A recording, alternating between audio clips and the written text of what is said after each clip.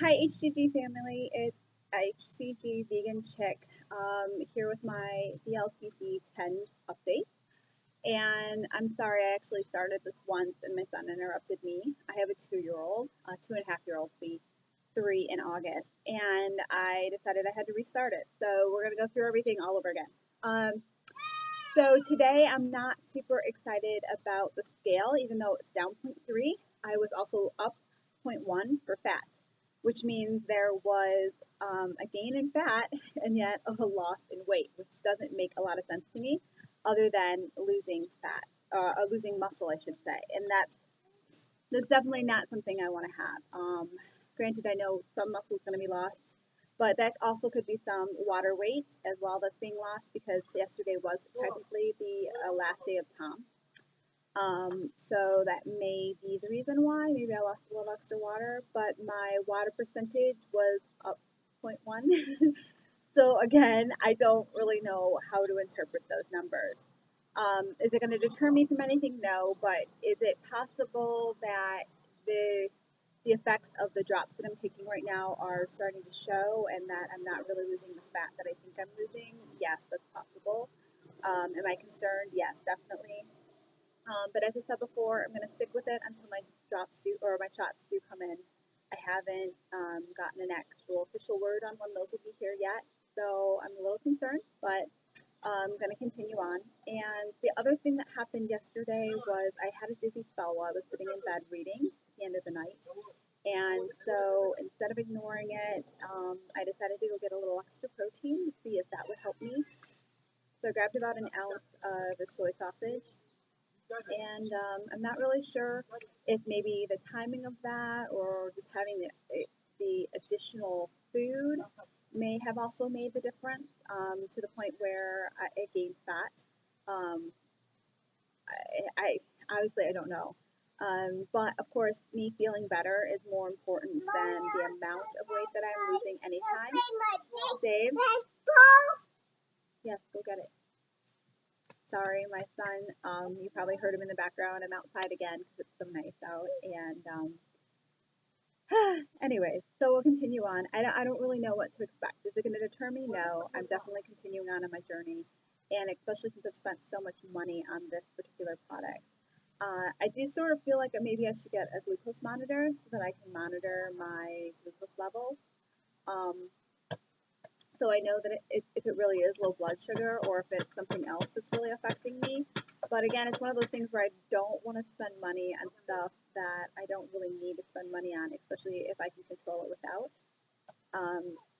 My dad is pre-diabetic, but or he may even be diabetic, but he is also overweight. And my mom is very overweight and never had any diabetic issues. I've never had any diabetic issues, so I don't know. I'm sort of like torn about that whole thing. I don't really know how I feel about it. So if it continues on, which I was really hoping it wouldn't, I might decide that I'm going to go ahead and get a monitor. I've been looking into them. They're relatively cheap. The expensive part are the strips themselves. So I don't really know what to expect. So other than that, things are going well. I'm still doing the petrochemical cleanse with my essential oils, and that is going very well. I really do feel like there are some changes in my hips, and my thighs, and my stomach. Like I've been putting that on religiously every night. And kind of watching them, and I sort of see it. I haven't taken pictures to like compare to the very first set. I don't really want to take pictures until after a month, and I'm trying to hold off on that. Just like I was trying to hold off on kind of measuring my body by putting on a pair of old jeans that I used to wear when I was working for the auto shows, which I was at my lowest, which my lowest ever was like 144 pounds. And I started this round at 160 pounds. Technically, by the actual measurement on the day of phase 1, it was 158. But again, that was because I had the new scale. I didn't have the new scale before that. So it was at 150 or 160 roughly that entire time. And my body has really always been right around 150. So for me to be below that is awesome. And I was working out pretty hardcore to get down to 140, 144. and was kind of doing P90X and Insanity, and I was working out every day and eating a lot of broccoli, which I love, and I can't wait till I get to P3 so I can eat that again. But it wasn't something that I was necessarily wanting to keep on a long-term basis because it is a lot of extra work. So I'm really looking forward to getting down to a weight and then being able to maintain that. Like I said, I'm really looking forward to doing Focus T25 for 8 weeks after this to really build muscle back.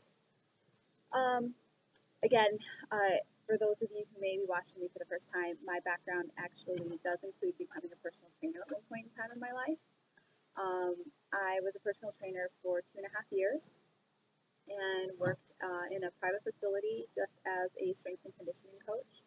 And I worked with numerous clients one-on-one and helped them to build strength, mainly a lot of women, and burning off fat. That was our big concern. And the diets were considered part of their nutritional education, which of course limited some things, and it was a lot of low glycemic index items, and of course the traditional SAD diet, which included lots of meat, and I don't eat meat. I am 100% vegan. I, at one point in time, did go back to being vegetarian, and during that stint, I actually did start eating fish, but I never really liked any of those items, and I found that with my body that I can't eat dairy if I'd like to eat avocados. So for numerous years, I've been avoiding avocados and any guacamole and all that kind of stuff because it tears my stomach up. I literally have the worst cramps in the top portion of my stomach whenever I eat dairy and have even just a little amount of avocado that is in sushi. So I could never do vegetable rolls because they weren't satisfying without the avocados. So I'm sort of excited about the fact I've been vegan or plant-based diet eating for a little over a year and a half. I was exploring the raw food diet for a while and was doing high-carb, low-fat raw vegan.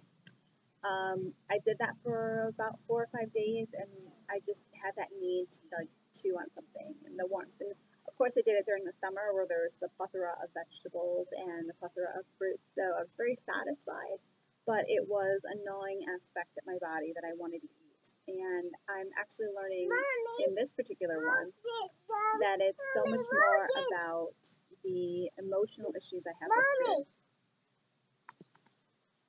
Thank you, Zabe. So I'm really working on those things, and I feel like I've really started accomplishing over some of those. I don't have that need to eat, even though I'm eating really good food. So one of the things I'm eating, like I said, is soy, and I don't really prefer to eat soy. I really prefer not to. I prefer seitan, which is wheat gluten, but also because, you know, a lot of people have sensitivities to gluten, I'm also kind of testing that with my body. Not that I think I do, but it's worth a shot and trying and finding out if I do. Sorry, I had to change the angle on that. My feet were starting to get a little tired, and I had you up on a chair. So I'm testing it, and we'll see if I do have some sort of insensitivities when I get back to it. But for right now, things are going well. My mom is very interested in doing the protocol as well and changing her food plan. And I have her definitely looking at all the weight loss apocalypse stuff and starting there because I think even if she just has the right mentality first, that's going to help her in the long run, regardless of what diet she does. I think that I need to get off because everybody is kind of coming home. And I need to kind of pay attention to what's going on. But, so there's a little bit of my story. I probably should do a full story at some point in time, and I apologize for the interruptions today, but I am a mom.